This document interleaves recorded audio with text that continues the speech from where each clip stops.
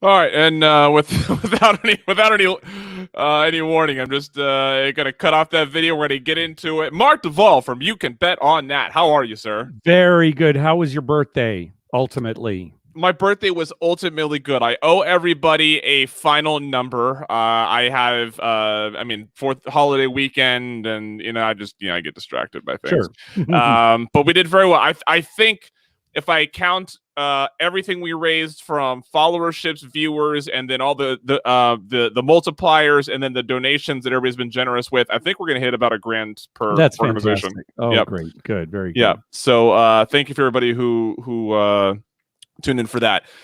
We were just talking Rick and Morty before we hit record because we are both fans of the series. No gambling references yet. Through 3 episodes. That's one spoiler I have to give you on episode 3. No gambling reference. Okay. But you are wearing a How I Met Your Mother shirt. Mm-hmm. I was obsessed with this show Really? when it came out. And by obsessed, I mean, like, I made it a point to make sure I watched every episode when it came out. However I could, whether I was watching it live, watching it on a rerun later this was also when iTunes was really the only place you could pay to watch previously released or previously aired episodes. Yeah. So I remember being in Algiers, Algeria, paying like $3 an episode or something like that just to watch the latest episode of How I Met Your Mother. And it got to a point where I was like, I don't know if I'm actually enjoying the show anymore. I just need to know how they're going to finish it. Because it was obvious that CBS was going to invest in it through the finale, right? It was clearly going to see its end. Yeah. I love the show. I was never concerned about the story arc because I realized pretty early on that was not what it was about. But I know there were a lot of viewers, probably like you, who were. And as a result, I assume you were probably pretty disappointed with the finale. Is that true? The kind of the resolution of everything? I was disappointed in the way that, like, I wasn't like dissatisfied, okay, but I did expect a little more cleverness. And I felt like they went with good writing is risky, and I just don't think they risked anything with that ending. I think sure, yeah. Okay, I'll agree with you there. Yeah. And it was, like I said, I was satisfied, right? I mean, the part of what hooked us in the beginning was the dynamic between Ted and Robin, right? Yeah. So there's no reason why they shouldn't end up together in the end. Yeah. That makes sense. We all wanted, I mean, not we all, but like Ross and Rachel is like the epitome of showing like what viewers really want out of their sitcoms. Right. They want the love story to end well. They wanted to end. That was Ted and Robin. Now, it would have been risky to find a different ending that didn't involve him getting with Robin, but it would have been difficult, and it would have been risky, and they may not have done it well. And that would have been more upsetting if they messed that up. Yeah. Right. So, and I would argue that in a way, the creators almost wrote themselves into a corner from the very first episode, knowing that, because really we don't find anything solid about the mother until the final season. We get little hints here and there that are pretty meaningless, right? Like the yellow umbrella and things like that, right? So it's not till the very end. And, by that point, it's like, okay, how much of a story are you going to get? Is there going to be a whole final season where it's just him and the mother and the romance there? And it's like, yeah. So I think they sort of wrote themselves into a corner. And so I give them some slack as a result of that. I remember turning to my wife, when the finale was coming up and basically saying, he's going to end up with Robin. I mean, that's really the only thing that makes sense right here at the end. But I mean, getting back to the show. So again, everybody who's watched the series knows how it ends, knows the big reveal, et cetera, et cetera. Now, hopefully you can go back and just enjoy the episodes for what they are. Yeah. And that's where I think the show really shines, and even shone when it was originally aired. I think that Josh Radnor, who was essentially the lead, and Colby Smulders, who played Robin, were fantastic. I think their comic timing is so good. They should have won Emmys, like you, my friend. At first, I thought, Colby Smulders, she's just a good-looking she's a model. I bet she's a model. She got her. And I shouldn't have judged that because she turned out to be so funny in that role. So good. So many of the episodes are rewatchable. So, and of course, Neil Patrick Harris, I'm not even mentioning him because it's just so obvious how great he is in the show. Yeah. So anyway, yeah, I'm a fan. So, Bogan Painter here with the spoiler alert. It's one of those things. It's sort of like, it's been long enough. You've had a long enough. Like if you the show's been off for almost 10 years. Yeah, you've had long enough, Bogan. Guess what? I need to tell you something about Darth Vader. I don't mean to spoil it for everybody, but Tyler Durden was a fiction of his imagination. Oh, did I spoil everybody's? Blew that one. Yeah, that one's. I don't think as many people have seen that. So yeah, well, you've had 20 freaking years. Yeah, okay, right, exactly. Yeah. Like, I remember in 1999, it wasn't cool to spoil that for anybody. In 2021, you've had your chance. And by the way, if I literally just spoiled that for anybody, they don't even know what you're talking about. Just don't mention. That's a good point. That's a good point. That's a good point. I will say this. My wife and I did not see The Sixth Sense until a year after it came out. And we did not know. Stop it.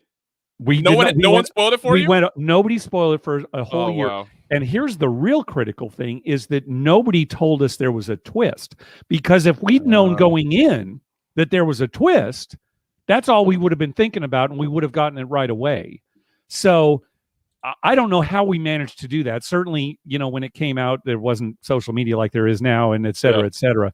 But yeah, we managed to, it's like, hey, this is so social media, all that. It's actually the reason why I watched Game of Thrones on the night that it aired. Not only did I love the show, but I did it because I did not want anybody to possibly spoil it for me. Sure. Yeah, that's where we are now. Okay. Yeah, when the Star Wars movies came out, the most recent set, same kind of thing. I had to basically turn off everything until I actually went and saw it. Sure. Right. Yeah.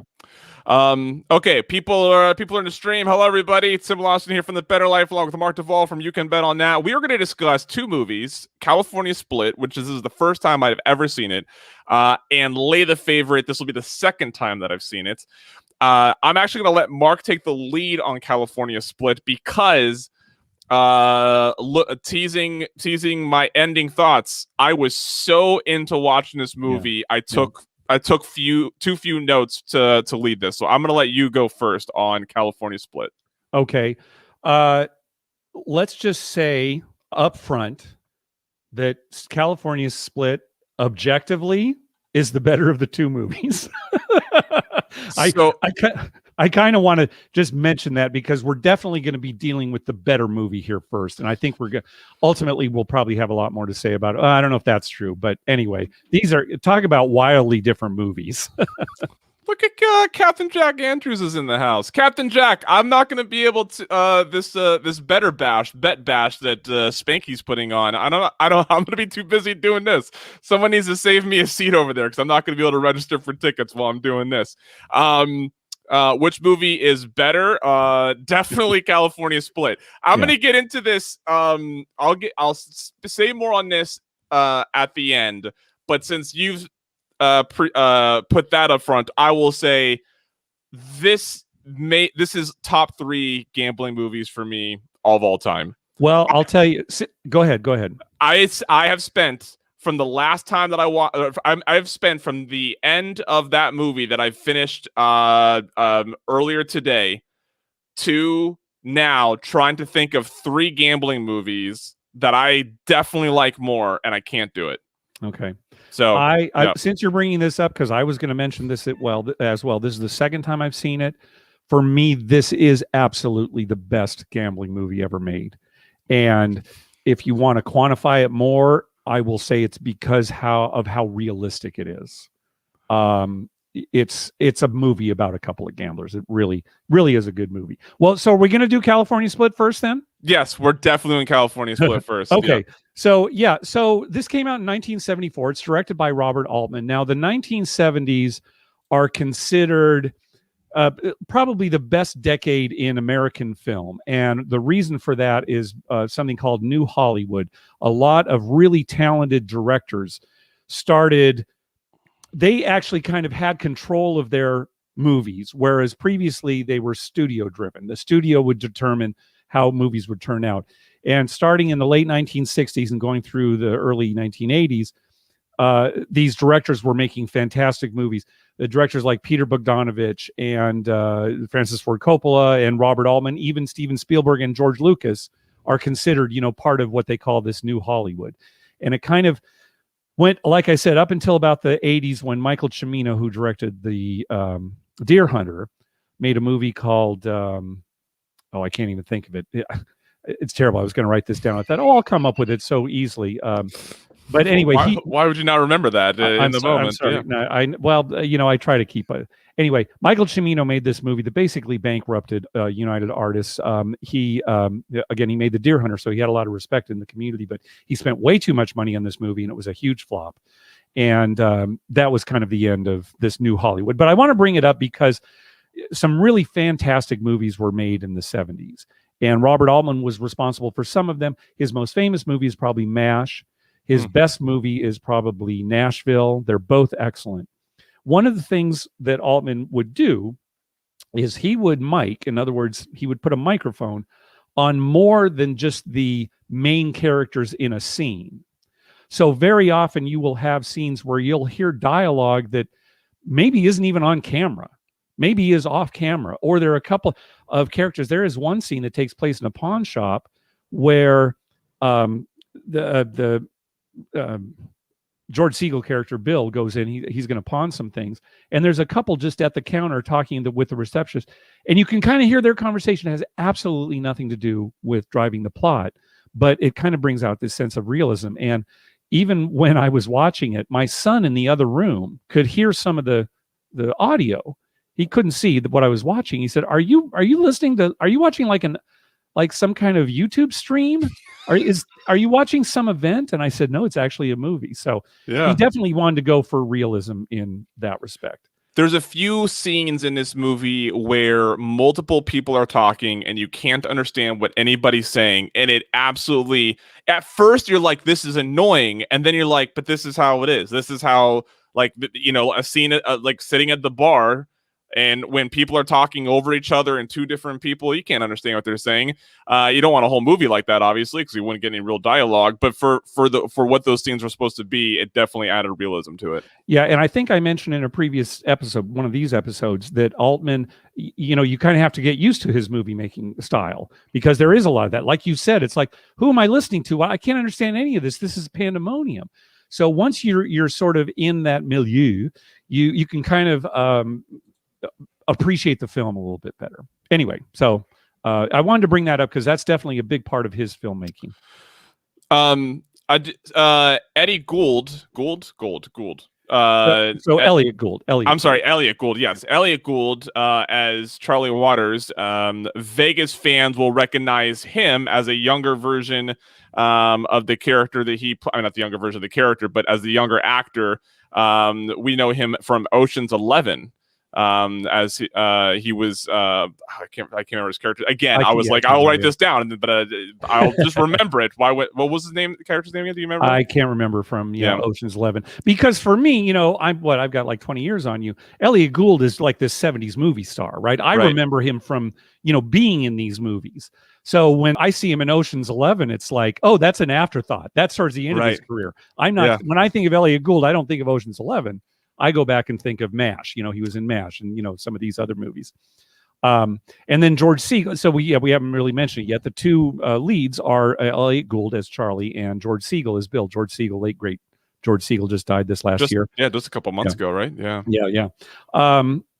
So anyway, the movie starts at the California Club, a poker club in Southern California. Does not really exist, was fictional, but you would not know it based on this scene, because you really feel like you're in a poker room. I think it's the most realistic depiction of a poker room that I've ever seen on film. So many of the players, you look and you think, well, that person can't be an actor. They must have used real people from poker rooms, right? I mean, that's how good it is, right? And they've got, the they've got the sign up board, in chalk, that they're using. They didn't have electronic boards like that. It is there are a few things that I think are amazing about this scene. First of all, I am too young to have experienced this, but back in the day, there were not dedicated dealers at these rooms. Right. Players would take turns dealing the cards. And it's even a plot point that comes up, when you're watching this scene.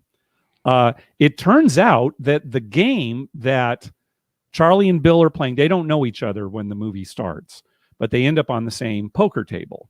And it turns out the game that they're playing is lowball, California lowball, where the best hand is ace 2, 3, 4, 5. You ignore straights and flushes. So you're trying to get basically the worst poker hand. It's called California lowball. There's also a version called Kansas City lowball, where it's literally the worst poker hand you're trying to get. And in that case, it would be deuce, tray, 4, 5, 7. In other words, really a terrible poker hand. So anyway, they're playing lowball. And again, everybody's mic'd. You see all these folds at the table. There's no real plot moving yet, but this woman, one of the players says, "You mean I've got a goddamn 6 and everybody's out?" Everybody folded. She's playing 6 high, right? Probably 6, 5, 3, 2 ace or something like that.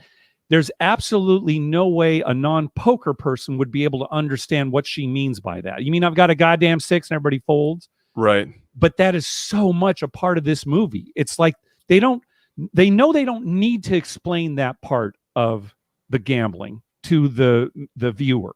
Yeah. Because that doesn't move the plot. But they took so much time to get it right. And that goes throughout the movie. And that's one of the things I love about it. Well, by the way, I just saw Dink, who's portrayed in Lay the Favor, respond to a tweet that someone used to promote this. So who knows if Dink starts watching? But that'd be nice. I have how many the only note I have about this opening scene is I was taken by this opening scene and didn't take any notes.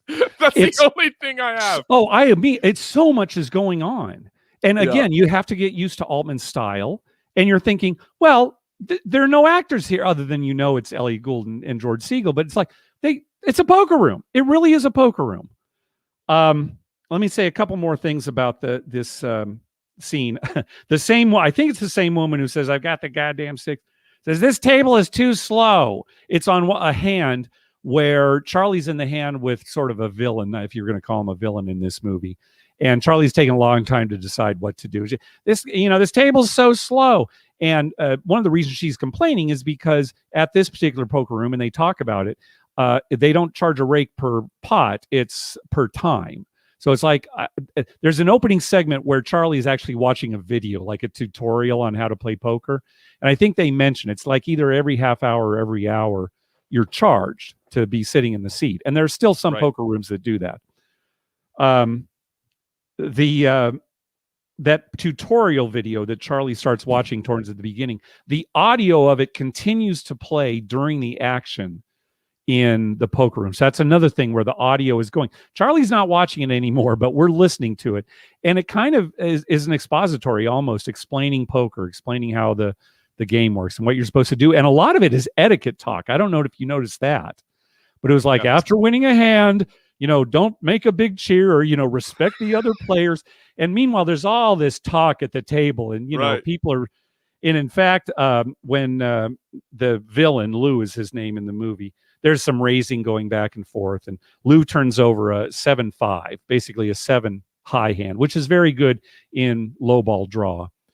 And Charlie says, "Oh, I didn't know you had such a good hand." And the guy's about to scoop the pot, and then Charlie says, wait, right, and shows his hand. That's called a slow roll. That's extremely bad etiquette. Charlie is really breaking some etiquette. You don't slow roll somebody like that. You just turn over your hand and show them that you got beat. And then that turns into a bit of a brawl at the table, ultimately. Oh, I guess I so much is going on in this scene, I forget stuff too.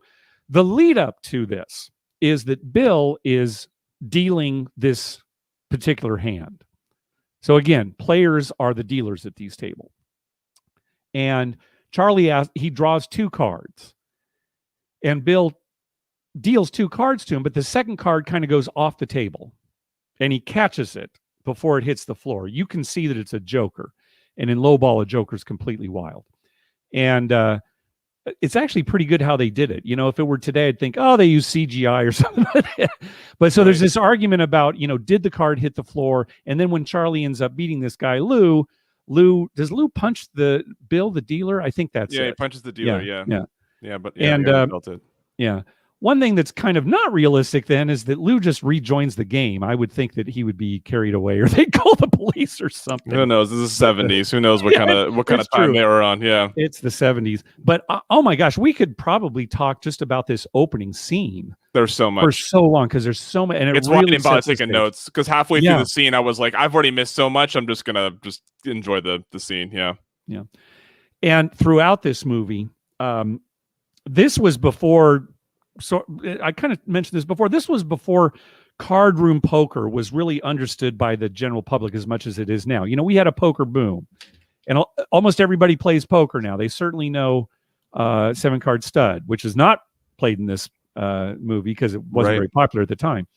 But they know a lot of stuff, and so they could have gotten away with a lot more inaccuracies in this movie back in 1974 because the general public didn't know as much. But oh my gosh, everything in this movie rings true. It's just so good. Yes. I have nothing. My next notes are at the bar when they meet each other. Sorry. So again, I literally have nothing for this scene other than it was really good. And it as soon as when the scene was over, I was like, I'm not gonna have I'm gonna be so into this movie. If it's like this, or is just if it's this compelling, I'm just gonna be into this movie for the rest of the. By the way, my camera cannot figure out what it wants to focus I know. on, I keep seeing it too. I apologize. Yeah. You know what it's kind of like? I'll show my age here too. It's like a Rocky Horror Picture Show. You know, back in the 70s, they would have these midnight showings of Rocky Horror, and the audience would participate. Right? It was a big, huge thing. The movie itself was never very successful, but these midnight showings were huge. And so you'd go in and everybody be yelling back at the screen, people be throwing toast at the screen and everything. And when you go to see the movie for the first time, you're kind of thinking, hey, everybody shut up. I want to see what's happening in the movie. You know, and it's kind of, I think that's kind of what went you through. It's like, you don't want to take notes. You want to appreciate what's going on in this film. So, yeah. Okay. So let's move on to the bar. So they end up going, not together, but going to the same bar, and they run into each other at the bar. And it's we're talking about this. There's another conversation going on in the background that kind of plays out. It's again not part of the plot, but it is a mother in this bar. This is like almost like a strip club, like a go-go club. There's a mother asking her daughter, who has no pants on because she's a go-go dancer at this at this bar, asking her for $30 because she wants to go back to this poker game. She says this game is duck soup, which means easy to play, you know. And she's trying to get her daughter to loan her $30 here at this basically kind of this strip club. And later on, sure enough, the daughter is able to get $30 from the bartender. The bartender signs like a little script or something to, you know, an IOU. And then the mother, oh, thank you, darling, thank you, and goes off and, you know, to play this game. I can't remember I can't remember who he says it to, but Elliot Gould says to one of the you talk about like things they bet on. Oh yeah, sports they bet on. He's like, anything, right? Action. That's it. That's what I wrote down. Yeah. He said, you follow pro basketball? Anything going? Me too. Action. Yeah. It's action. Like, yeah. Okay. So, you know, that's one of their first things. Charlie comes into the bar, sees Bill there, says, hey, I want to buy this guy a beer. And initially, Bill just says, no, I already got a beer. Thanks anyway. But then they end up striking up a conversation and finding out that they have a lot in common. And go ahead. I was gonna say when they finally if I'm getting ahead, I apologize, but when they finally like sort of get together from across the bar and hang out, after a bunch of beers, one bets the other $20 says you can't name the seven dwarfs, and Elliot Gould's like, well, I know I can name 3 or 4 of them, and I love that like that was enough for him to try, right? He's like, well, I think I got half, right? Why not? And then the funny thing is, Bill, who originally said, hey, $20 says you can't do, he ends up not being able to name them either. And he only repeats the ones that Elliot did. Yeah. And there are a couple funny things thrown in, like Charlie says Snoopy, and Bill, he's not even laughing. They're so drunk. No, Snoopy wasn't one. Yeah. Dumbo? No, Dumbo wasn't one. Oh man, that's that's all I got for the bar scene. So after when they leave the bar, Lou, basically the bad guy, beats them up in the parking lot and steals what he considers is his money. He feels that he was cheated. He thinks that the two of them were in cahoots, and he's convinced of it now when he sees the two of them coming out together in a bar. And then the next scene is a friend of Charlie's bailing Bill and Charlie out of jail. And you find out a little bit later that they were arrested on drunken disorderly. Because initially you're thinking, why were they arrested? They were the ones, who got beat up. But later on you find out that's the reason why. And she takes them back to where Charlie lives with her and another woman who are prostitutes. What do I want to say? Like high, I don't think they've got like a pimp, but they're like escorts. Yeah, that's a better way to put it. They're like girlfriend experience escorts almost. Yes, like it almost seemed like they didn't always sleep with their customer either. Like that, it almost seemed like sometimes it was like this. They were the GFEs of the 70s. There you go. Like escorts. Yeah. And there's some, I don't want to say romantic. Who knows what Charlie's relationship really is with them? Bill is certainly attracted to at least one of them, not Barbara, Susan is the other one. But anyway, it's morning and they're having breakfast. There's one, and this is the kind of thing where you have to listen. Even if you have closed captioning on, you won't catch it because they can't close caption everything, right? There are too many conversations going on. But just in the background, Charlie, I think he's either talking to Barbara or to Bill saying, oh yeah, when I was a kid, I lost a nickel to this kid, and I went to my dad to try to get it back, or to get a loan. I've been chasing ever since, or something like that. Just a little he says, thing in there. Do you remember the first time you bet on sports? And he says, I bet a nickel on the 1945 World Series. Don't laugh, I lost, and I didn't have 5 cents on me. Oh, there you go. So you got more of the quote than I did. Excellent. It's one of the few things that I caught, and I had to pause and rewind just to make sure I heard it right. Because I was like, wait, is he talking about? Because at first when he said I bet a nickel, I was like, he did not bet $500 on it. Right. And I was like, oh wait, and then I hear the 5 cent part, and I'm like, oh, like a literal nickel. Yeah. So anyway, it looks like Bill and Charlie are going to, strike up kind of a friendship here. Bill ends up spending the night there because they've probably been up all night. He sleeps during the day. But anyway, the next day, Bill goes back to his job. He's a reporter for a magazine. Looks like maybe an independent California magazine. And there are a couple interesting things that happen in the office. Number one, you find out that the publisher is an extremely young-looking, played The Fly. Why am I having so much trouble with names today? I don't know. Yeah, I'm not going to get there either. Don't look to me for help. I'll get it. Jeff Goldblum. Jeff Goldblum.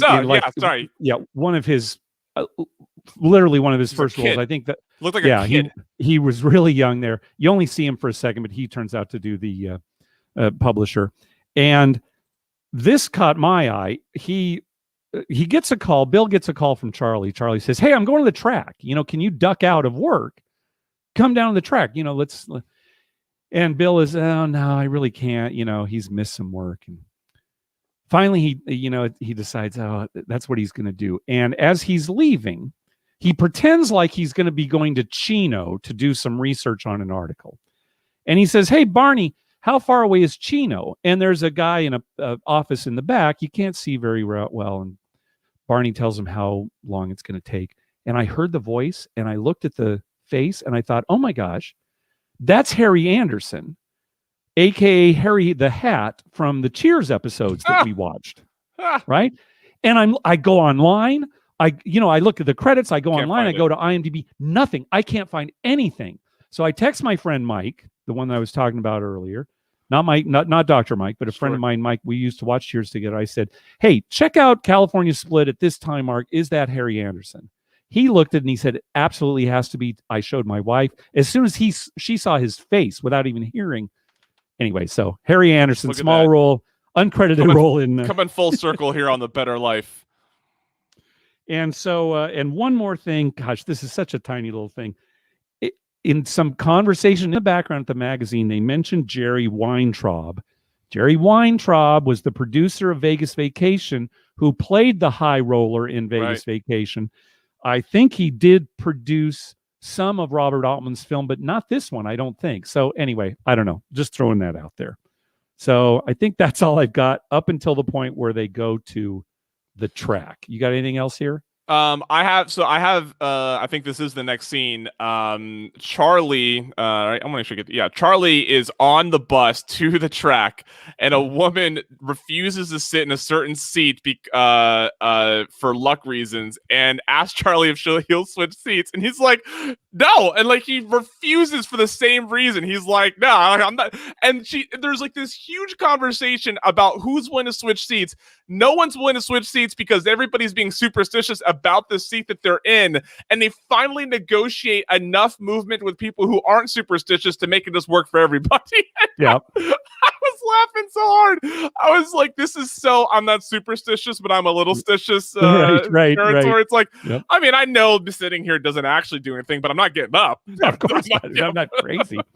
Yeah, and the woman asks Charlie, hey, what do you think of this one horse? What was the name? Egyptian Femme?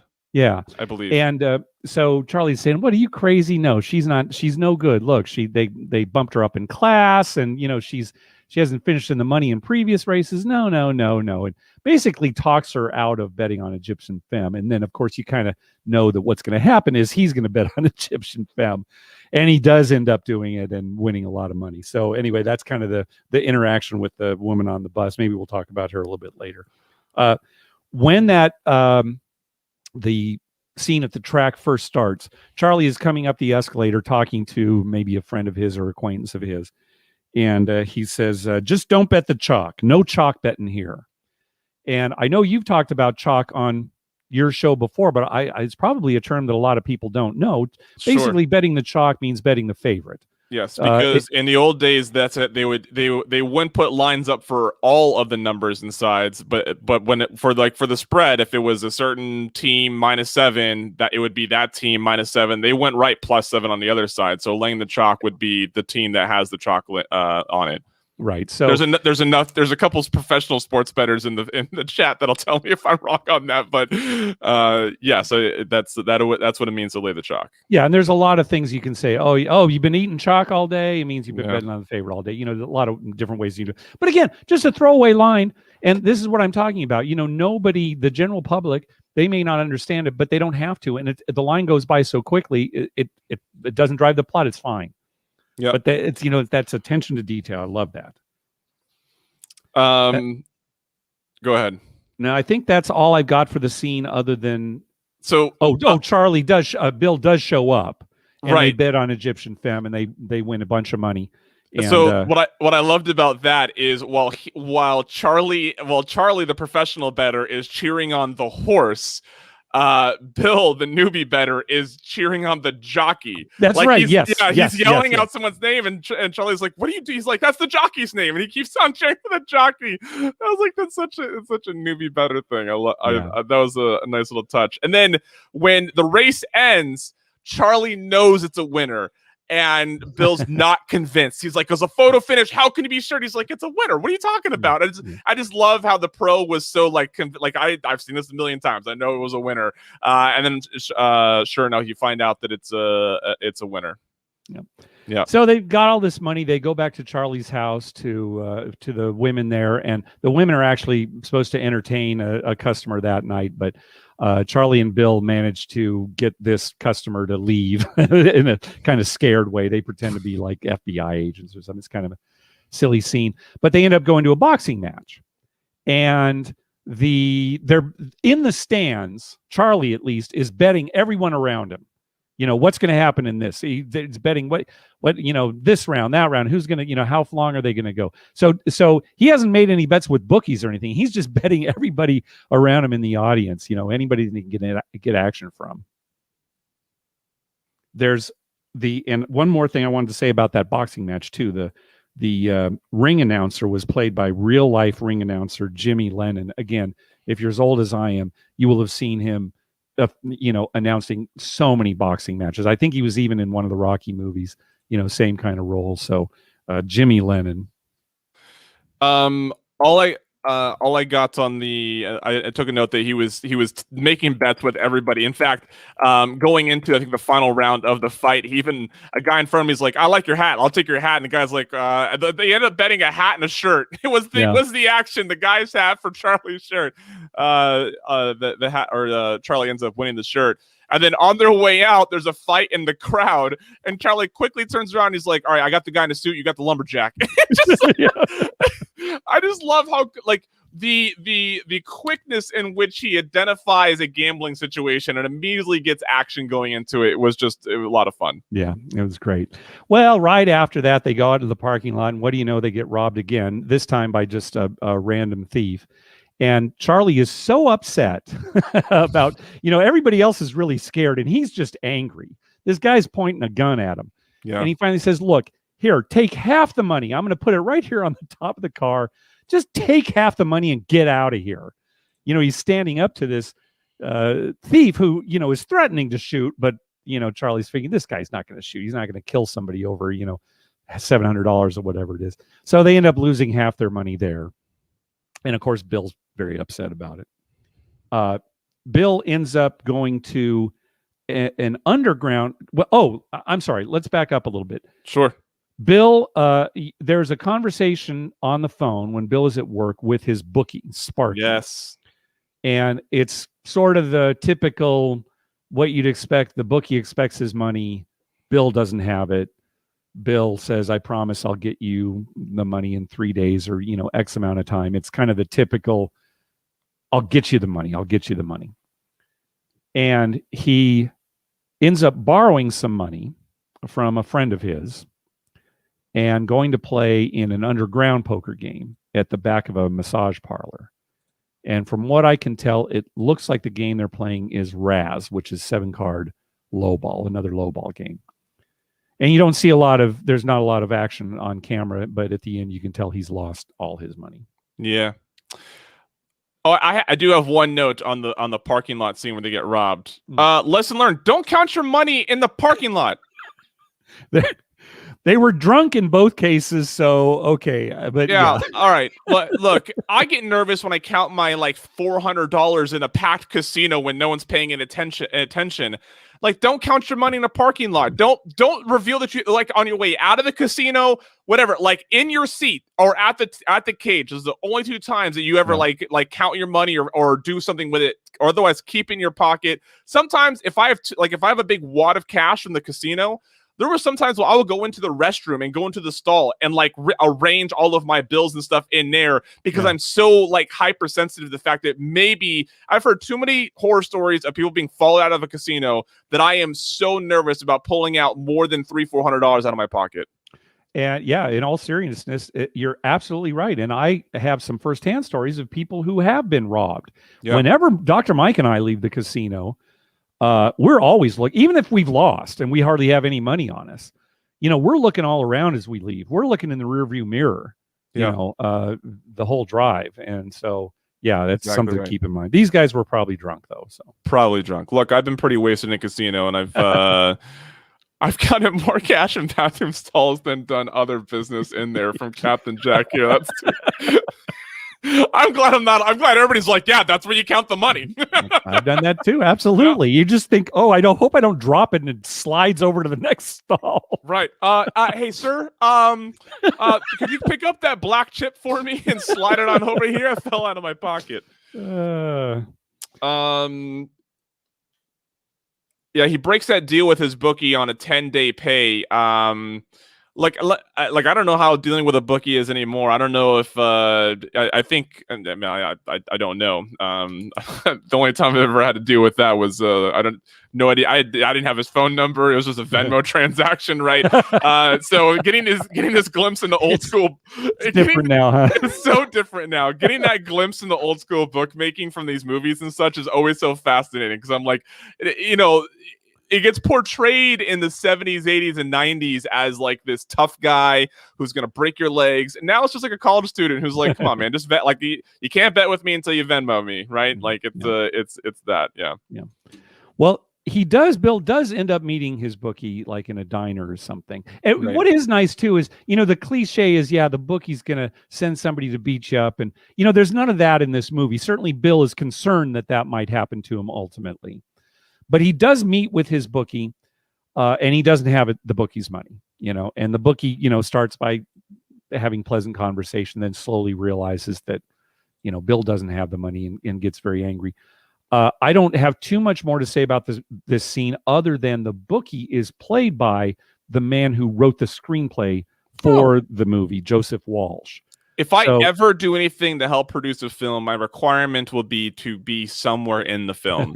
May not be a speaking role, could just be something behind the counter or something like that. But like, if I produce, write, direct, whatever, I will be in the movie somewhere. And I always love it when that's the case. Yeah. So you can. I think it's if you're going to give credit to anybody for the realism here from a gambler standpoint, I think a big part of it goes to him, the screenwriter, again, Joseph Walsh, and to Altman, because ultimately, he is running things and needs to make sure everything's going right. I think I was very quickly doing a little research before we started the show here, and I think Joseph Walsh, he might still be alive, was talking about how authentic the movie is, and that was important to him, from a screenwriting standpoint. So he's obviously from that world too, you would think, basically. And he's got like a broken leg in the scene, which isn't important. I wondered if maybe his leg was really broken in real life, and that's how they. Anyway. Yeah, maybe. Yeah. Okay. Anything? Go ahead. So the next note I have is about Charlie running off to Tijuana. So anything you have between now and that is, I have nothing written down. Okay. This is when I really started watching the movie. Yeah, I will talk about this. There is a scene where Charlie is hustling these teenagers or young men in basketball. He's playing basketball with them, and then at one point says, "I'll take any of you one-on-one," and ends up, hustling beating the guys for like $49 or something like that. And it's not the scene doesn't move the plot that much, but it just kind of shows everything to this character is about the action. Yeah. And I think that also shows that this isn't just a recreation, it's kind of his livelihood, right? Like when you think about a character like this, when you see a character in TV movies that like you're like, what does this person do for a living? They're constantly doing things that isn't work, right? Yeah, right. And so I think when I saw that, I took that as like, yeah, sometimes he does need to hustle some teenagers at a basketball park to get his money for the day, right? Like for like that, right? Just to get his next meal or something, right? Yeah, yeah. The other, I think this happens around the same time as that scene. Charlie's been gone for a few days. Bill's like, "Where have you been?" And he's like, "I had a dream. I was in Tijuana at the racetrack, and I cleaned the sheet. I like a sweep across the sheet. So what? Of course, I had to go." And so I love how he justifies running to Tijuana to bet on dogs because he had a dream that he swept the sheet, and he's like wearing this like very stereotypical like Mexican hat, and he's like got a I don't know, what do you think? What's those things you swat at for candy, he had like or whatever? It was like a small pinata, like a parrot or something. Oh man, I was laughing so hard. He's like, I had to go. It's such a degenerate. God, yeah. And you're talking about this. I'm trying to think of some gambling game, well-known gambling game that isn't featured somehow in this movie. Yep. Because we talked about track, poker. He went down to bet on the dogs in Tijuana. You know what there wasn't? There wasn't Flip It, which is featured in Lay the Favorite. That's right. Lay the Favorite has a big advantage over California Split in this respect. It has Flip It. That's true.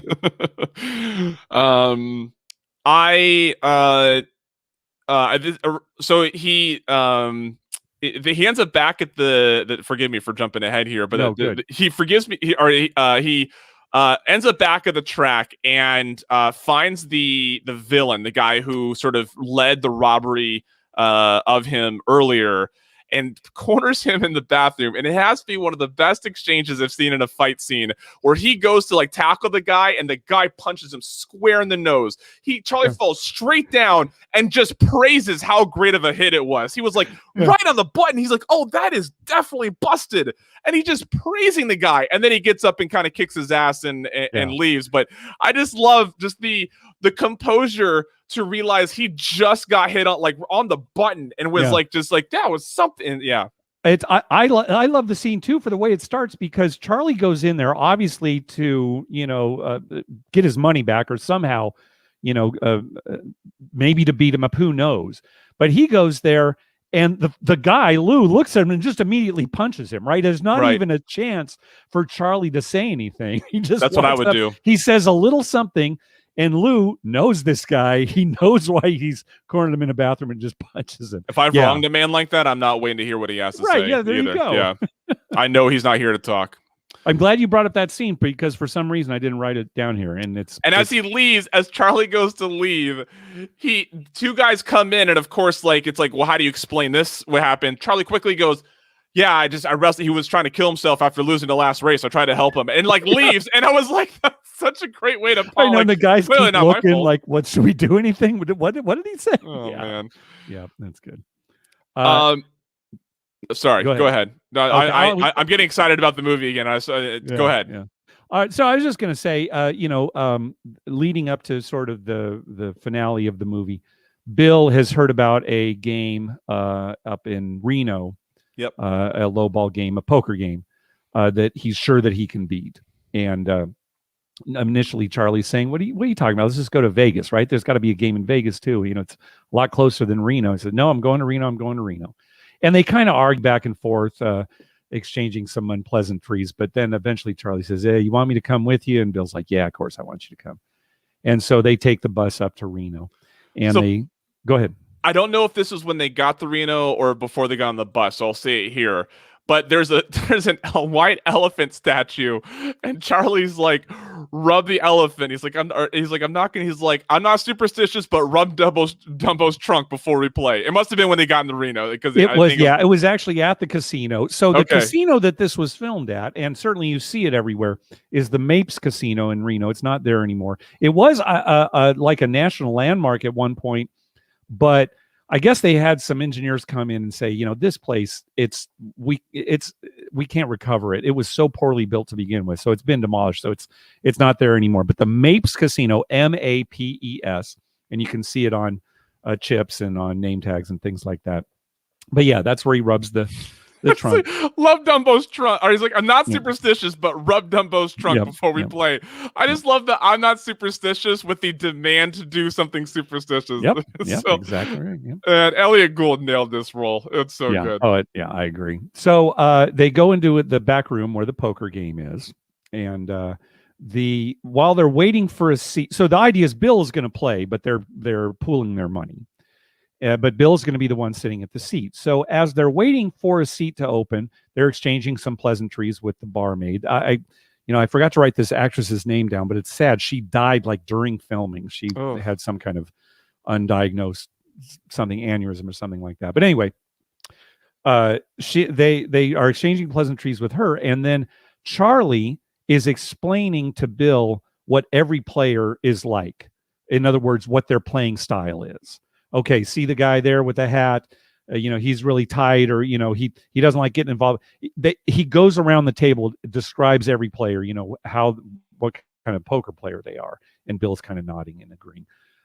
One of the players at the table is Amarillo Slim, a real poker player from the time, very famous poker player, kind of his career.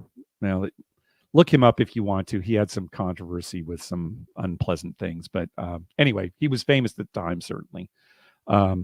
But Bill sits down at the game and starts to play. He gets a little, as play's going on, he stands up from the table and he says, Charlie, I can't play with you here. You made me too nervous, or I don't know what. Charlie says, what are you talking about? This is half my money. I want to watch. And says, no, you got to get out of here. So most of the action from that point on follows Charlie going through the casino. You don't really see much of the poker play, right, with Bill, other than you find out as things are going along that he is starting to really beat this game and winning and winning and winning. But meanwhile, Charlie's going to the cashier. Hey, how do I get a line of credit? I've got no finding a loan somewhere. Yeah, I've got no information, but just trying to get what can I do here? And there is one kind of funny scene where he's walking by some slot machines. There's a janitor. This is just so funny they put this in. There's a janitor that's cleaning up with a broom. I don't even know if you saw this. The janitor sees a coin in the slot machine and picks it up and puts it in and pulls the lever and looks, and nothing happens. Just keeps going on. And it's not really called attention to. I rewound to make sure I was seeing it correctly. But go ahead. Couple things of the poker game. When the woman that's tending the bar there, as Charlie is explaining he's describing all the players, as he explains the last one, he throws in a little bit of a joke. And the woman, who's sort of like, she's framed by Bill and Charlie's faces, but she's behind the bar. She kind of smiles and laughs, and then she goes into saying, "Hey, that was a really good job." And I wonder, I'm convinced, I watched it one more time. I think she broke. But I think they kept it in because it would make sense that the bartender would find that joke funny as well. But it's such a genuine smile and laugh right on cue that I was like, I'm pretty sure that actress just broke right there, and they just left it in because it worked. There had to have been a lot of ad-libbing in this movie. You see it, you think, okay, not all of this could be scripted, right? I mean, it's just things happen too naturally. And again, there's so much dialogue going on, but you're probably right. Yeah. She probably, and just left it in. And it seems like Altman does keep the camera rolling through a lot of things that happen, you know, even if it's maybe somebody looking right at the camera, and then moving on, so.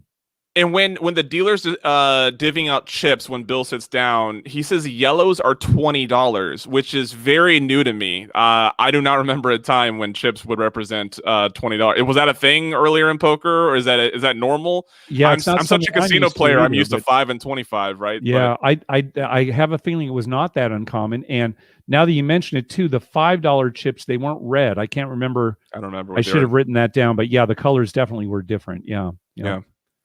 That's all I really remember, actually, or all I had for the poker game there. Yeah, and then basically the movie sort of wraps up with, again, Charlie trying to get action at all these different games, and then Bill coming out of the poker game saying, "I'm doing really well. Let's keep playing."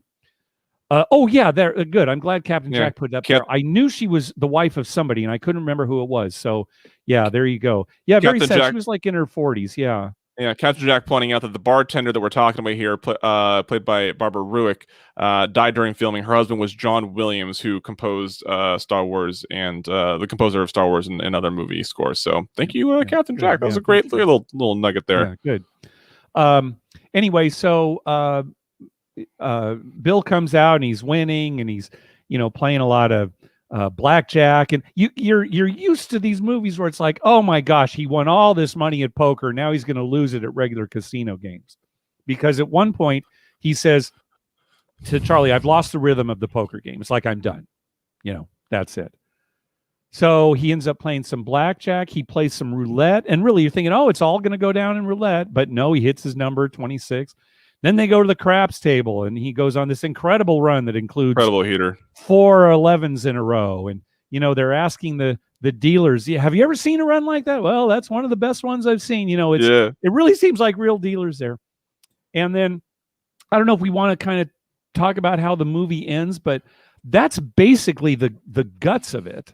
And I will spoil it to say that, the movie ends with them having a lot of money. They've got all the money. They haven't lost it. You can maybe draw some conclusions about what'll happen, after the credits roll, but that's essentially how it ends. So the few notes that I have in this last few scenes here as he's on this winning streak, Charlie sits down. So Charlie's been shooed away by Bill. Bill is starting to believe that Charlie may not be the best thing to have around while he's gambling. So every time Charlie gets near him, he tries to shoo him away. Here's a question I have for you. half of what he has coming out of the poker game is Charlie's. But Bill, like, I feel like Charlie was like trying to suggest, hey, let me have some of my money. And Bill was refusing. He was like, no. Yes. That's the only thing that I felt was unrealistic, in that I feel like in their relationship and with Charlie, I kind of feel like being the mentor to Bill along this journey, I think would have had enough authority to get his half at that point. That's the only part of this whole sequence where I was like, I don't think that's actually how it would, but it's essential for the movie, obviously. Yeah. Yeah, but I was I feel like Charlie would have gotten his half there. I think you're right. And if you're talking about absolute real life, yeah, that probably would be the case. But I think that kind of was the point, is, the student has become the master, that kind of thing. And it makes it suspenseful because it makes you think that Bill might lose it, right? Like it's almost owning Mahoney-ish, where it's like he's not taking care of his profits, he's gambling with it, right? And you have flashbacks to Philip Seymour Hoffman losing $1 million in baccarat or whatever it was. He was, by the way, I just did this. You're like, what is it? There's a fly in front of me. I don't know if that came up on camera. I'm not going nuts over here. When Charlie sits down at a blackjack table, and he's like, I bet the Milky Way. Yeah, that's right. He put out a candy bar. He's like, I bet the Milky Way. He even tried to bet it in the field on the craps table. Let me have the field bet with the Milky Way. Yeah. Oh, but gosh, I'll tell you, the only unreal. Okay, I'll talk about another real thing too. At one point, Bill is betting like $300 a hand in blackjack using bills, right? Money plays. Money plays. And even the way that the cards are dealt is correct. A lot of times it'll be some actor or actress who's just, not a real dealer. But sure enough, the very first hand, the cards are kind of dealt to the player. And then the remaining two hands, she puts the cards under the money, which is how they'll deal when a single player is playing multiple hands. Just little things like that, that don't matter, that the general public wouldn't even notice. It's just so nice to see in a movie, especially a movie as old as this one is. Yeah. Man, I think if it's easily the most accurate gambling movie we've covered, and possibly the most accurate gambling movie I've seen, without truly like going back and seeing. But you're right. All the little nuances, all the little, even like the janitor picking up, that's not like gambling accurate, but I feel like that's casino culture accurate, right? Especially in the 70s. Like, yeah, why wouldn't he just throw it in the machine right there? And it's some young kid too. I say janitor, but it's like some 20-year-old or something who you see do it. So, I have a couple things here, but yeah, I'm actually, because he calls the black and yellow chips the bumblebee chips, which I thought was the cute way to call that. I have a couple notes here that I'm actually not going to mention, because I am going to my final point on this movie is I'm really close to saying this is my favorite gambling movie ever. Rounders is the only movie I am having a hard time putting California Split over, only because Rounders was, for a lot of people and myself, monumental into like how much I enjoyed poker, and maybe like I feel like a movie was made for my community, right, of gamblers. And not that I was a professional poker player or any good at it, but it came around that time that I was starting to identify as a gambler, right? And so but I can say I'm very surprised that a gambling movie from the 70s, upon first watch, I'm just like, I can't think of a second movie other than Rounders that competes in the top spot for me. And maybe Rounders, it's easier to identify with the characters than maybe the characters in California Split. I guess it depends on where you're coming from. I don't know if you think that's true or not. Say that again. So I think maybe one of the reasons people might prefer Rounders is because it's easier to identify with the characters in Rounders than the characters in California Split. What do you think of that? you want. I like California Split more. There you go. Okay. Because I'm not a serious poker player, but I am someone who, when you get on a heater, let me just don't look at my money. I'm gonna go to the craps table. Yeah. I think, that's actually probably a reason. That's probably a really good reason why. Explaining why I enjoyed this movie so much is because, I mean, I'm not a horse bettor. I mean, that's the one thing that whenever horse betting is on a screen, I don't resonate too much with it because I haven't done a lot of it. But the behavior of those gamblers is still something I resonate with, right? And the balance I loved in it, Charlie's balance of being like, you could tell he knew what he was doing, but also, like, was it degenerate? Like you could tell he just wanted the action, but was smart about the way he did it. And I think that's something that I think Rec Plus bettors can kind of understand, right? Like, we take it seriously, but we also just kind of like to gamble for a little bit. And so that is probably why California Split did so well with me. This was the first time I ever watched it, and Elliot Gould just nails this performance. Yeah. I am kind of angry at myself for not mentioning this movie in the past when asked about, like, top movies, because I usually do put rounders in there, and it angers me that it took a second showing, a second viewing rather, for me to kind of come around on this, because I'm going to put this at the top of my list until something better comes along. It really is that good. So last year or 2 years ago, Vinny from the 7 Out podcast put out, like, his top 30. Or no, it was a couple years ago before he went out to Vegas. And he put out his top 30 gambling, casino, or poker movies.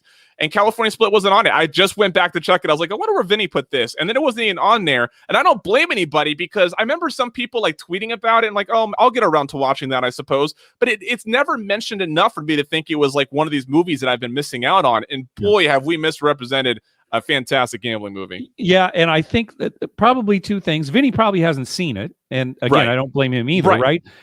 And one of the reasons, it was kind of hard to find. Actually now it is easier. It is on a lot of services. But the first time I saw it, I think I had to wait for it to come on to, like, Fox Movie Channel or something, that shows old movies. And I just recorded it off I couldn't find it anywhere else. I probably could have, gotten, like, a Netflix DVD account or something, but I couldn't find it streaming anywhere. So the first time I saw it, I actually recorded it, DVR'd, and watched it that way. So it is a lot easier to see now. So hopefully we've convinced some people to give it a try. So the only talking point I have that I want to get to on this movie before we move on is, do you think that the story of looking at Charlie's character, do you think the story of a roaming, mysterious, I kind of consider it like this roaming gambler, do you think that is interesting or is compelling in 2021? Like, if you try to recreate Charlie as a character in modern day, do you think it's as fun or as doable? And the answer might just be yes, but I tried to think of contemporary examples, and I really couldn't think of any. And I just kind of wondered if, because part of what makes a gambler in before the .com area interesting, right, is there's a lot of mystery to it. But I think the mystery of gambling the mystery of gamblers has gone away a little bit with social media, technology. There's you don't have to go fly off to Nevada to do a lot of what you want to do. You can do what you want in half the country now, right? And so it's not as mysterious or as kind of maybe edgy as it once was. Do you think a character like this would work in 2020 or be as well done? Yeah, that's a good question. I am thinking, okay, so people who saw this when it came out in theaters in 1974, most of them probably weren't familiar with every kind of gambling that was being done here. Whereas now, somebody watching California Split from 1974, like us, like a Rec Plus, probably think, oh yeah, I've delved in all of those things that they're doing to some form or another. So maybe you can't, because it wouldn't be quite as mysterious now, no matter what you did. So I don't know if I can answer that question. You're talking about maybe the closest thing now, maybe Mississippi Grind. Yeah, which is another movie I haven't seen it yet. So you haven't seen it. Oh, okay. Seen it yet. Yeah, okay. We need to put that on the list then for one coming up, because they're not the same by any means, but it is gambling. There is kind of a road trip element to it. Yeah, that's the only thing I can think of. I don't know how to answer the question, but I guess I'm leaning That's towards fine. no. It probably couldn't be made today. Not the same. I think the aura of the character couldn't be replicated. That's what I came to. I think you could make someone interesting who like dabbles into multiple arenas of betting and stuff like that, but I think the aura of this like guy or gambler who just sort of because part of that has to be a sports bettor, and being a sports bettor, that stuff moves so much more quickly than it does. You just can't hang around. Right. You just can't hang around and possibly bet something on it. You know, like, oh, I'm call, you know, like you have to act on so many things so much more quickly that I think the sort of the roaming gambler, I think, is a little more difficult to portray. And you could argue that the Charlie character is very much a 1970s character. And just, you know, if you made the movie today, you'd still have to set it in the 70s. How about that? I like that. Yeah. Okay, moving on to Lay the Favorites. I've Alan Dickinson himself tweeted us and asked us to be kind. All right. Well, I'll tell you what. Let's preface it by saying that I read the book, Lay the Favorite, before the movie was made. You have not read the book. I have not read the book. So we're definitely coming at it from two different perspectives. And I am guilty, if that's the right word, of tending to enjoy movies that are based on books I've read more than the general public. Okay. So if I've read a book, I'll go in and think, you know, hey, this was pretty good. It was terrible. Oh, okay. Maybe because I've got the background of the characters that, you know, doesn't come out in the movie, but I'm coming into the movie with that. So, you know, I'm probably, the first time I saw Lay the Favorite, I was probably coming in almost guaranteed to like it more than most people would. How about that? Yes. So my context is, I don't remember how long ago it was that I saw it for the first time, but I stumbled across it because I was looking for gambling things, I think, on Amazon, and I think I stumbled across Lay the Favorite, and I was like, oh, Bruce Willis, Captain Stevens, yeah, I'll watch this. Sure. So that's how I ended up there. Lay the Favorite came out in 2012. It has a pretty star-studded cast with Bruce Willis, Rebecca Hall, Catherine Zeta-Jones, Vince Vaughn, Joshua Jackson, Beth Raymer, and Laura Prepon, which I thought was a when I watched it for the second time, I was like, oh, that's right, she's in this. So a star-studded cast. It as you mentioned, it is based on a book that I don't think many people know when they talk about this book, and people who are familiar. I'm a little nervous now that I know that he's like watching the stream, because I don't want to misspeak in any way that I like anything I know about Dink. But I think that sports bettors that watch this movie not knowing it was originally a book may confuse this for being a show that was inspired by Dink, because we're familiar as him as a character inside this community. Well, keep in mind too that this is a true story. Well, obviously, you know, if Dink's in it, you're probably thinking it is going to be. It is a true story. Obviously, they take a lot of liberties when they make a movie, but it is a true story written by Beth Raymer, the main character in this film. It's like a biography, a mini autobiography. Yeah. Oh, look at that. It's cool. We got permission from Alan Dickinson to possibly misspeak on his about him. Right. So again, like we do with most of these movies, I'm going through the gambling related parts, the non-gambling related parts. That'll be for you to watch when and if you decide to watch this movie. Rebecca Hall plays Beth. She shows up at Dink Inc., which is just an absolute great name for a business. Dink, you nailed it there. Dink Inc. is exactly what you should have named your business. Great. I love that Bruce Willis is eating as he opens the door. And the reason why I love this is because I think that very well portrayed like a professional gambler's aura, in that you just sort of eat when you are an aura, but like a routine, like you sort of eat when you get a chance. And they did the same thing with Rusty's character in Ocean's 11. He's always eating in like a lot of scenes, and it was for that same reason of like, well, you're so busy, you're doing things, you don't like have time for formal meals. So I kind of like that it begins with him opening the door, and with eating. He claims that Bruce Willis's character claims to play some poker, but not blackjack, because it doesn't involve any skill.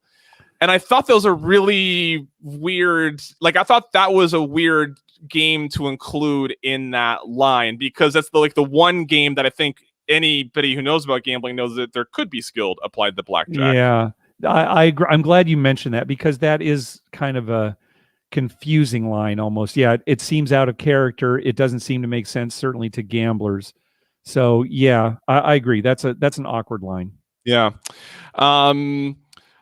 He mentions you can do this in Nevada or online overseas. Lists what he's been on, and he doesn't mention soccer in one. He talks about everything from this to that, and soccer doesn't get mentioned once.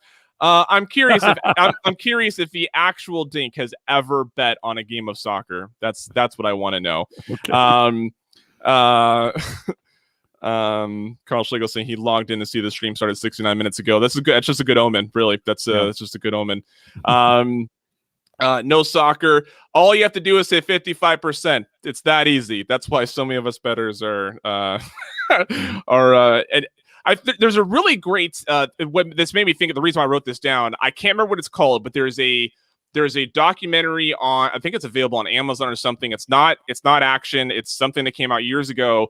Teddy Covers is in it, and he talks to some kid who claims he can easily hit 60% in the NFL. And Teddy quickly is like, I will bet anything that you can't hit 60%. And so I think I think it was great that they made that obvious early in the movie, that a professional gambler does not win a bunch. It's just a little bit over that half mark. That is good. And I'm glad you brought that up, because if anything you can't beat at 60%, it'd be the NFL, right? It's probably the tightest line in all of sports, right? It's probably the most accurate line. And so I don't think any legitimate sports bettor is going to say they're getting 60% on the NFL. By the way, Dink said that he's not since this morning, which makes me think that he might have bet on the Euros today. Maybe a little bit. Yeah. I had the over 2.25, and it didn't quite get there. So, by the way, Dink, check your DMs if you want to join us. You're welcome to.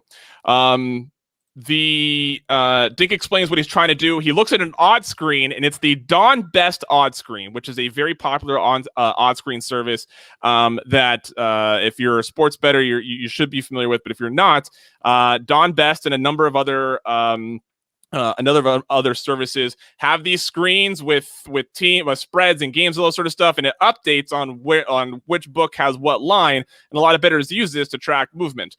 I have not found an odd screen that covers the United Soccer League, that covers League Two in the EFL, that covers any of the tier 2 or below this leagues that I bet. So I do not use a service like that. But I thought I paused it and I looked in the browser. Sure said Don Best. I think it's mentioned later in the movie, later in the movie. But I thought that was a nice touch. And then if anybody follows Dink on Twitter at Dink Inc., you'll know that his profile picture is a hamster. And I didn't notice this the first time, but he actually points out a pet hamster on his desk, and I thought that was a nice touch with this hamster there. That's right. And even in the closing credits, it says that Dink and his wife adopted a special needs hamster. Yes, it's one of the little things at the end there. Yeah. Mark. A week ago when we decided to do these two movies, I was like, I wonder if there's a way for me to get Dink on here. And then I was like, I don't know if I don't have it. Like, I didn't know how to get a hold of Dink, and then my birthday and everything. But here we are. Luck would have it that Mr. Dink himself is here with us. Amazing. Does he know he's with us? Yeah, I know. Can you hear me? Yeah, we can hear you. Somehow I can see you, but I can't see you going forward now. Can you hear me fine? I can hear you. Can you hear us? Yeah, I can hear you. It's just that now the YouTube is frozen, but I guess I can deal with that. Yeah. Just let StreamYard do its thing. Yeah, close YouTube. Yeah, just close YouTube. Just work off StreamYard here. Now we're good. Now we're totally good. Very good. Dink, thank you. It's first of all, I'm sure you're sick of sports bettors like myself telling you how big of a legend you are to some of us. But Dink is Dink is a name that I've heard for as long as I've been betting on sports, which goes. I mean, I haven't been betting on sports very well for very long, but I have been betting on sports very poorly for quite a long time. And Dink is a name that often gets floated about. I was pleasantly surprised years ago when I first watched this movie. I saw the name on the door. I was like, oh, dink, I recognize that name. I'm flattered that you've joined us here. I'm curious, from your perspective, first of all, how did you feel when you learned that Bruce Willis was gonna portray you in a movie? In a movie, I'll see it when I believe it, and as it got to be a fact, I was kind of flabbergasted by the whole thing. I guess it was an interesting selection. Did he nail your personality? Did he really? Was the dink we saw? So he did a couple of things and talked about a couple of things that I'd mentioned to him. Okay. Rebecca Hall was spot on as Beth. That's hard to really. Oh, that's great to hear. Good. Yeah, you have to know Beth. Rebecca Hall tailed Beth before she got the role, so she could get the role. And Rebecca Hall is English, and Beth Raymer is anything. Yeah, that's right. Yeah, she's English. Well, Tim, before the show started, we were kind of talking about her, and that's one thing that impressed me the first time I saw the movie was how good Rebecca Hall was in the role. I think, Tim, we were talking about how you thought that maybe she was kind of playing the ditziness a little too much. But to hear Dink say it, that's Beth. So there you go. Okay. Yeah, I stand corrected. It was so, and maybe you can say that this it sounds like she nailed the character. So the part that I struggled with was, the movie continues to remind us that she's good with numbers, that she's smart, that she's getting this, but she also has it almost feels like she's like ditzy on the other side of the spectrum. So like the dissonance there was too different. But you're saying that that's who the character is. Brilliant, and it's photographic memory. Just knows a lot of things about a lot of things, and that's not an act. She's really ditzy as a personality, but you realize that she is brilliant. That trick with the alphabetizing words is a fact. Wow, that's great. And it is the kind of thing where you see that in the movie, okay, they put that in her to make her look smart, but of course that didn't happen in real life. It's great to hear that that's true. The only other person I know that does that is Steve Christ. He's a horse racing analyst, pretty famous in the horse betting. And for those who haven't seen the movie, basically the trick is you would give a word to Beth, and she would repeat the letters of that word back to you alphabetically. Yeah, simply cat would be ACT. Yeah, right. But Beth uses every state and countries and sentence structures, and it just falls right into place for her. Yeah, that's great. Man, I get to talk about my I get to point out these scenes and then get a firsthand opinion on the accuracy here. You guys are at the Rio. You go to the Rio sports book. Another bettor asks for her to go to the counter to make a bet. Gives her some money on top. She refuses it, and Bruce Willis says take the money. Was Beth that way? Did you have to convince her to take real money or take? She never was really put in that position. She got paid a salary to work for me. Oh, okay. The only bonuses she would get is if we did really well. Okay. So there was nobody asking her to do something for something. Okay. Well, I definitely want to know what the reality was and what was a little bit of Hollywood pumped into this movie. I think she wouldn't take the money if it was a friend of mine. And that okay. Was.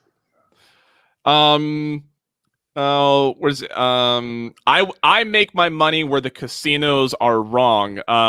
That's you've been in this racket for a long time, Dink.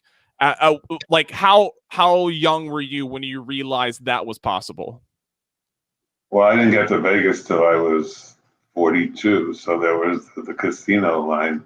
But there were offshore bookmakers when I lived in New York. I grew up in New York City that had bad numbers. It's more like they're not wrong because I know the Yankees are going to win. They're wrong because they're using a line that's just 20 cents off the real big line.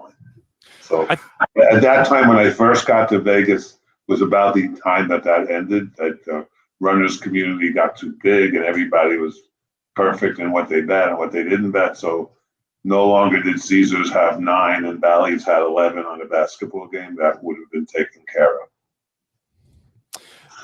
I think that is the most difficult thing to get recreational bettors to understand is that betting a line does not, especially a money line, does not mean you think that team's going to win. Is that the line is mispriced.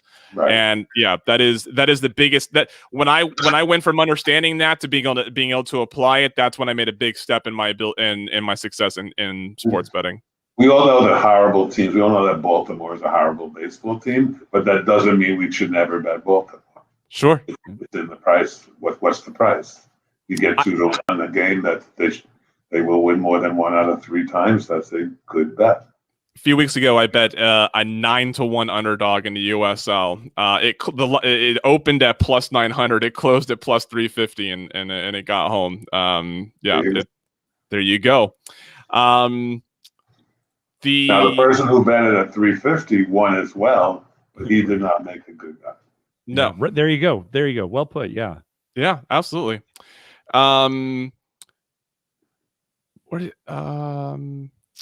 I thought something I really thought was really, so Beth admits to her life as a stripper and pornography. Dink admits to, Bruce Willis admits to booking illegally in the Midwest. And I actually thought it was a really nice exchange of like personal forgiveness, not being bothered by pasts. The first time I watched it, I didn't like really think anything of it, but the second time, like that exchange like stood out to me, and just like, look, everybody's got baggage.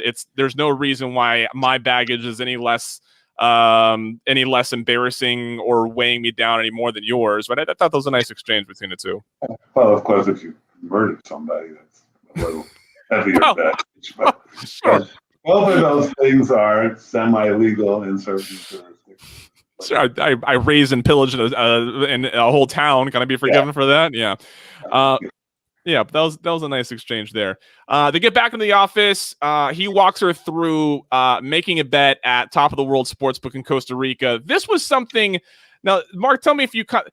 So I feel like in the opening scene with them, Dink talks about everything being legal in the state of Nevada, and then he walks her through making a bet down in Costa Rica. I felt like there was inconsistency there, at least in the writing. I did too. Yeah, that because there was that whole speech about how, what I do here in Las Vegas is all legal. And then certainly at that time, there was some, even now. It's not illegal to bet from Nevada offshores. It's still not illegal in most states to bet offshores. That's what I do. From Americans. No judgment. That's how a lot of us got down until 2018 when everybody unless you lived in Nevada. Yeah. Yeah. Okay. I live in California. That's the only choice we have right now. So right. Yeah. Or a local bookmaker, which they've run out of the country. Sure. Yep. Right. I like the look, everybody loves watching a movie and then hearing the title of the movie get mentioned in the dialogue. You don't take the favorite, you lay the favorite. I like that. I like how that got added in. Make it to a friend's house. I got too much on the under. Anyone a piece of this, and then someone buys it for a couple dimes. I thought that was a fun little exchange in sports betting there of like someone who has exposure and selling it off to someone there. Nice little detail in sports betting. Vince Vaughn walking in as the illegal bookmaker. And let me just say, I thought Vince Vaughn was brilliant in this role. I don't know what it is about a schmoozy dirtbag bookie that he does so well in, but I thought he did really well. You could tell he was having a good time. Yeah. Now in the book, that bookie was not a dirtbag bookie. That was one of the liberties that. Okay. This chat is so sharp. William Hill is going to be sending the entire stream for review. I like that. That's funny. I love Dink. How long did you really use one of those little beeper sportsbook tickers for that long? It was forever and ever. I love that. Until the phones took it, made it easier. And even then, the phones would have games out of order and college football games on teams that didn't, Division II, and I kept the beeper for as long as I could. That's great because that's such a nice touch in the story. Yeah. Do you ever still try to call those numbers by it's like, sir, this is a pizza place. Stop calling us. I haven't for quite a while.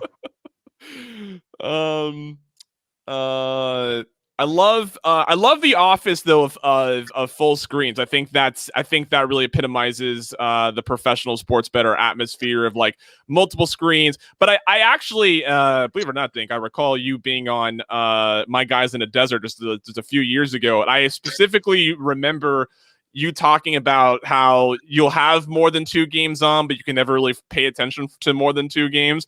And I think that's a great point as well. As much as we love this idea of screens everywhere, you can't really like do anything beneficial in looking at watching a game if you're trying to pay the more attention to more than 2 games.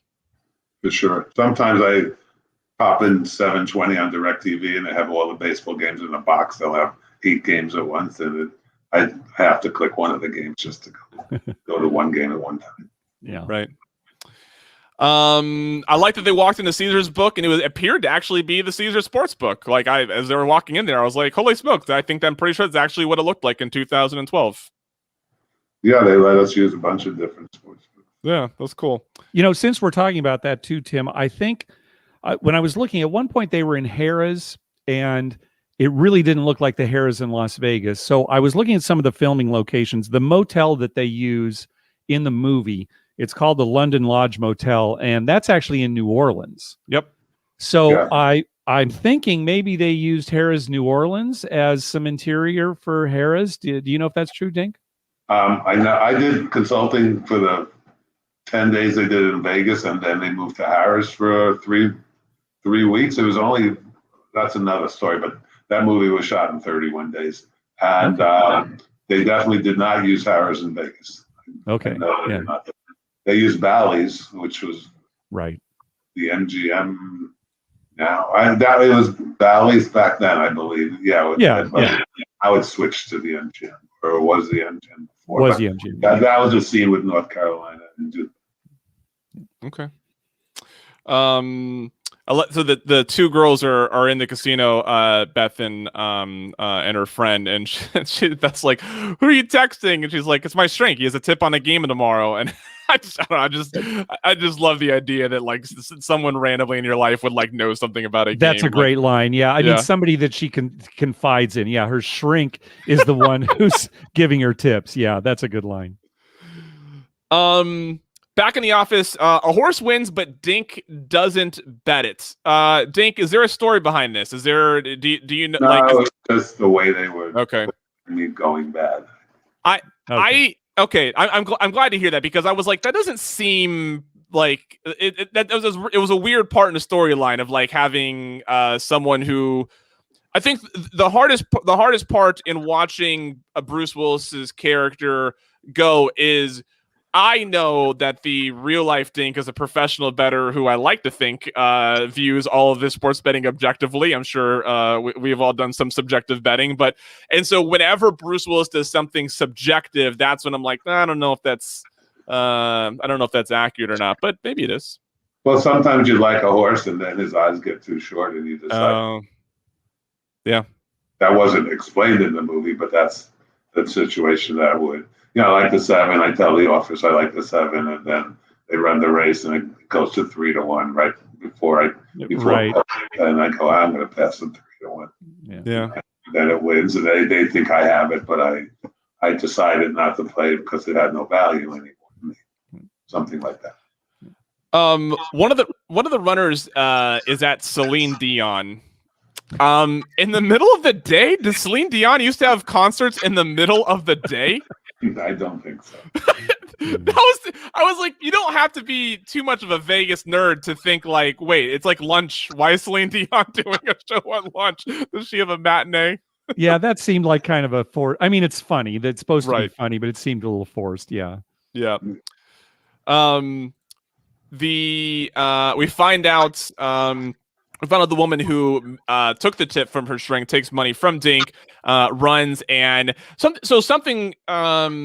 I can't remember which. So she bet that independently, right? That wasn't a game that Dink also would have had action on, right? That was a game independent of what Dink was trying to get down. I couldn't remember because Dink was waiting for a line from her, and I can't remember what. From Holly, right? She instead bet all the money on the tip that she got from her shrink. Right. And I know, so I think, they must have been different because I think Dink's waiting for a Kentucky line. She bet a Toronto line. So I think it must have been a different game. But yeah, it's, Dink is immediately like, let's come up.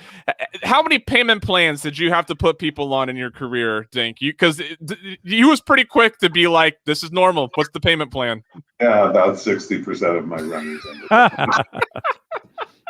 And we went to the cost of doing business because it was still good enough to do. Wow. Yeah. When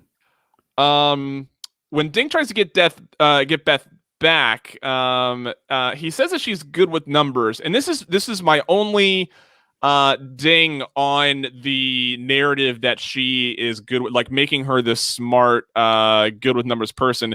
She really only shows us one time, right? It's only really that at least from what I could like pick up on, when she takes the bet earlier in the movie from Dink's friend and goes up and without writing it down recites what the whole thing is, and she says, "I'm good with numbers."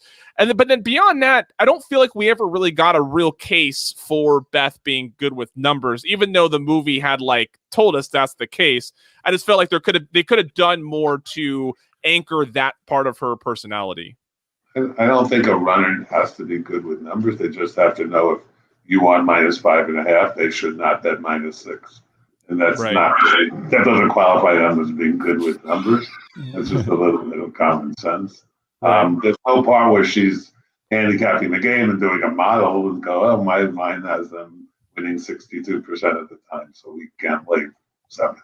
That would be something that runners and office help don't do. Right. And, Tim, there is a scene later on where they're down in Curacao and she's like on some phones, or she's trying to organize this very chaotic scene. It does seem like that's an example of her really understanding the numbers, right? She's got somebody on the phone and she's spouting all out of the information out. Understanding the business, she learned the business well. So she could run an office if she had to. Right. Understand. Where there was chaos, and that chaos not existed to that extreme, but it did exist, and she was, the right-hand man of the guy who ran that office. Yeah, when they get back to the office, this may be one of my favorite scenes. Dink yells at the screen that clearly where there's a pageant going on, and he's like, "I got 5 times on Miss Israel, and she can't even make the top 10." I had to pause the movie because I was laughing. It's like I can't imagine you've ever wagered on a Miss America pageant. Maybe you have, I don't know, but I just the idea that a professional gambler who has professional sports horses all around also has one screen for Miss America or for Miss it must have been Miss Universe so for some pageant, and it's just upset that his attendee or participant didn't get in the top 10. So good. We don't choose what we can bet on, so some places have things like that. You'll find it. Right. If you look hard enough, you'll find some weird stuff to bet on. You look hard enough, you'll find. Look, during the pandemic, we looked pretty hard, and we found some weird stuff. I know just about your soccer thing. I don't remember too many people betting soccer in 2010. It just started with a couple of World Cups, I think. Before, and golf the same thing. It wasn't on the board. Miss Universe might have been on the board, but soccer right. So it's funny you say that because so I bet a lot of second tier leagues now because they're available. The stats are like there's plenty of data available. I can even watch the games to get the eye test. Like you can watch a lot of stuff. Dan Yost, who's a member, who's a listener to this show, was telling me that even just a few years ago when the USL started. Like the streams would be like in a Discord chat, and half the people in the Discord chat would be Europeans who are getting action on the game and want to keep up with the game because it was the only way that they could get anything broadcasted on an event like that. And so, and that's just a few years ago, right? That's not too long ago in technology history. So I can only imagine 10 years ago, the idea of anybody betting something that wasn't Premier League or something like that was just unheard of. Now and Welsh soccer, and during the pandemic, we were betting on Russian ping pong. So that's right. If they need to, they'll put things up. Turkey might be Turkey and Japan are probably the two strangest countries in which I've bet soccer on. Their leagues are pretty are still professional, but those are the ones that seem to catch people off guard. I think it's when when he's part of his losing streak, Dink's losing his mind, and someone says this is gambling, and I kind of like the idea that someone is losing their mind a little bit at some losses. I think even the smartest people have that happen. Dink is the 57 Chevy of gambling. Might be Vince Vaughn's best line. Dink, how do you feel about being referred to as a 57 Chevy? Good about longevity. Might not run too well, but it's been around for a while, I guess. But I can see that. But I at that time, I think I was not the dinosaur that I might be now. Well, that is a great line, and Vince Vaughn's character, is very cocky, kind of delivering that line. He goes on to say, "But all modesty aside, I am the Ferrari, or if Ferrari made a super fast tank with laser blasters sticking out, I would be that of gambling." Right. So, I mean, that sets up the Vince Vaughn character, right? Is how, okay, yeah, Dink is one way. I'm like this, superhero. Yep. I'm a grinder. I always have been a grinder. There you go. Good. She goes to pay a client at a diner. Her discretion is a little bit embarrassing. Is this how far into reality do you think this is, Dink? Do you think Beth, in her early days in New York, would have made the mistake of possibly paying someone with that little discretion? Yeah, when she found out about what being an agent was, she kind of thought, it's not that important that I get the track history of my clients. I think she met a doctor who was betting and thought that would be pretty much a guarantee as somebody who would bet. Well, and Tim, talking about that scene too, where she goes in the diner, I didn't particularly like that scene only because the gambler, I think Greenberg was his name in the movie, he's upset that she's about to give him all this money with some policemen at the counter. Right. And I thought, well, why is he even sitting there then? Why didn't, as soon as she walked through the door, why didn't he take her out? Right. Because obviously the bag she has is full of cash. Right. So I understand what they're trying to do with the scene, but it's also one of those things where you kind of second guess it.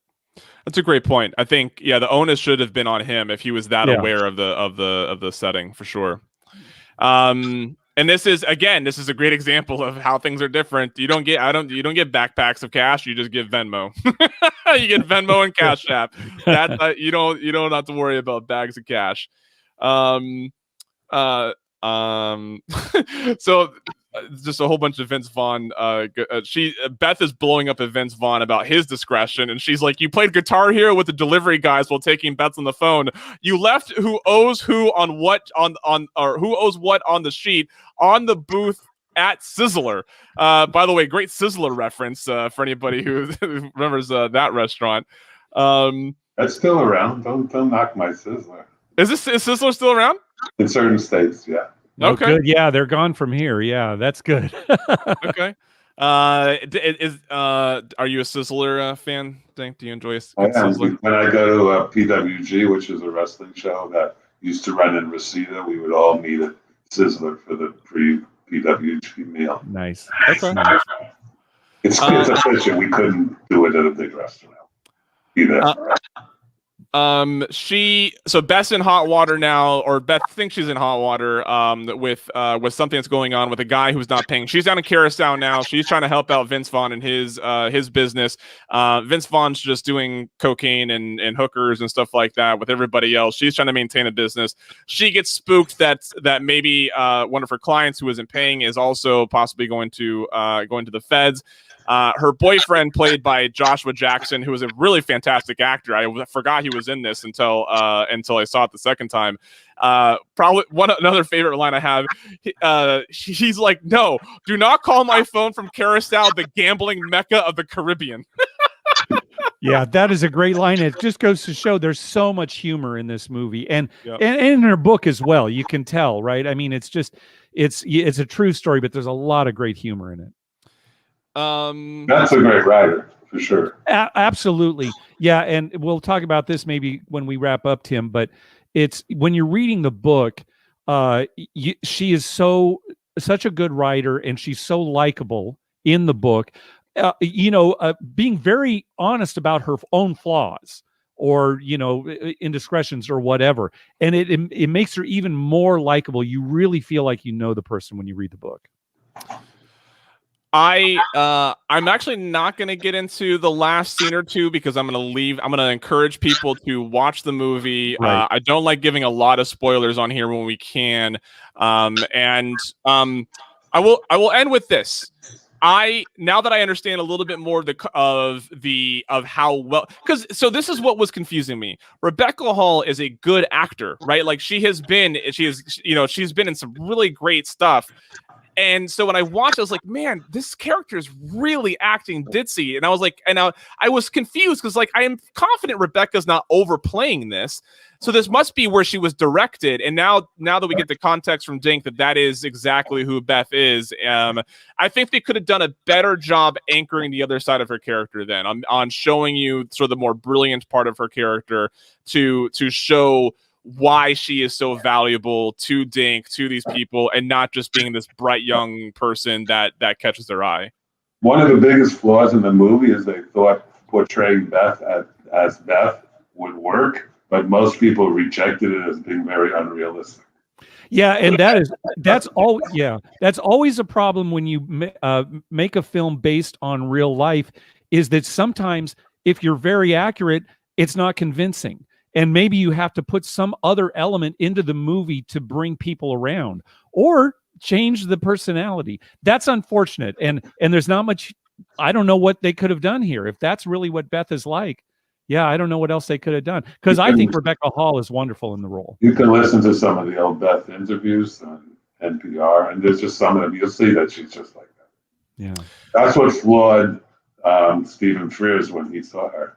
That he knew Beth, and then Rebecca Hall nailed Beth perfectly. Yeah. So how could she not get the role? And then that kind of screwed up the movie as being like, what kind of a person are they? How come everybody's normal, but this girl is good? Yeah. Gosh, that's disappointing. Gosh, that's disappointing. Yeah. Yeah. Did you know that Beth was going to write that book? Yeah. I told her, don't waste your time. Who wants to read about this business? So you mentioned on Twitter, be kind. So I feel like the reception. You can tell us what you think. Well, okay. So what I think, my first time through it, I thought, okay, that's if I was indifferent. I was like, okay, that was a movie on gambling. I watched the second time through for this exercise. I thought more critically about it, and the only flaw that I saw was in Beth, and now that's been explained. I think that some criticisms are just. I think there's too much criticism. I think on like Mark, you said you read the book, you went into this, you liked the movie. I have not read the book. I didn't dislike the movie at all, and I do think that the overall judgment, I think might be. I think what it is, one. I think a lot of people don't understand gambling and stuff, right? So I think that's where a lot of reviews come. I think people, we can nod our head, but like professional sports betting and what he's doing, I can only that's fascinating to us, but I still think there's a very limited amount of people who would actually want to watch a movie about that, right? And so you combine that with maybe the opinion on how Beth is played, and I think you might end up with people who just didn't like the movie. People who read the book didn't necessarily have a clue about sports betting, and the book got great reviews from those kind of people. Yeah. Right, and it didn't work in the movie. It just didn't work. Yeah, and I was telling Tim before we started recording, I started reading the book, and my wife picked it up at one point and was looking at it, and she said, hey, this looks pretty good. And we ended up reading it together and both loving it. And, she's not a gambler. She doesn't know anything about sports gambling, and she really enjoyed the book. Good writer. Yeah, agreed. So Dink, what was your initial opinion when you saw the movie in its entirety for the first time? Oh, we saw it. It was a featured film at Sundance when I saw it the first time, and you're there with a full crowd of people. Yeah, it's just that's me. And Bruce Willis was on stage, and Rebecca Hall was on stage, and it's more of the. I didn't start looking at the picking the movie apart. I knew Beth didn't like it. I knew Beth had a problem with it. Okay. She said it's not what the book was. Didn't follow the script that much, and she liked the action of doing the movie with them, and we all had had some input onto the movie. But it was rushed. It was sold to. It was supposed to be filmed by a major motion picture studio. They said, "Get these actors, and we'll film the movie." And then they reneged on that promise, and it was bought by a guy who immediately sold the movie based on the actors to some private people. So he didn't want to put another penny into the movie; it would just come out of his pocket. And the movie was really rushed, and Steven Frears has such a good reputation that expectations of this movie were higher than what delivered. That was the problem. So, I mean, this movie. So for people to get better context, and Mark, I know you have a poker game you need to run off too soon. So this will be my last question for Dink, and then you and I will wrap up. Okay. To give people the context of the movie. Like, this came out in 2012, but at what year were you and Real Beth actually meeting and taking place? Like, how far back does that go? Probably 5 years before, 4 years before, maybe. Okay. 2008, 2007. I think that would be about right. Okay, so it wasn't actually too far off. No, she wrote the book. She left me, was in New York for a few months, then went to Curacao, then went to Columbia University in journalism. And how she got in there was very Beth-like. She didn't have the grades, but she did everything she needed to do to get in. And then the movie came out, right? The movie was in production pretty quickly after she finished the book. So maybe in 2005, I guess, because at the beginning of our relationship, that story takes 4 years to tell, because she worked for me for a while, and then before she left Curacao. So I'd say 2005 was the first, and 2009 might have been the last scenes. Okay. Dink, I'm going to let you go so Mark and I can wrap up here. It was a pleasure talking to you. Thank you so much for joining us. Mark, do you have any... amazing that you did this. When I saw it, I go, wow, I'm going to have to listen to see what other people think about that movie. You were kind. I appreciate it. Oh, Dink, it was great having you on. That was fun, but I enjoyed myself very much. Very good. Dink, I'm going to follow up with you to get you on for a feature on the Bettor Life. How does that sound? Sure, whatever you need. Very good. Thanks, Dink. Thank you. All right, Mark, what a pleasure that was. Oh, my God. What a treat. What a get. Fantastic.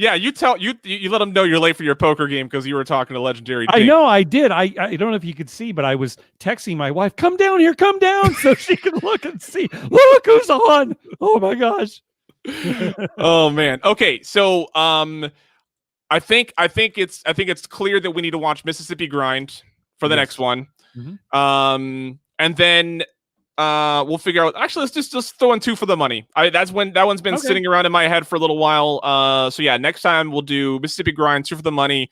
I think we'll do a couple more episodes focused on movies, and then I think I'd like to get back to some of the random scenes in certain TV shows and stuff like that. Because that's always fun for me. But yeah, I think Mississippi Grind, two for the money. Mark Duvall, thank you so much for joining me. Everybody, thank you for watching. I hope everybody enjoyed. Dink, Captain Jack, Chauncey, Carl, everybody, thank you for engaging us in a chat, and we'll see you next time. Thanks.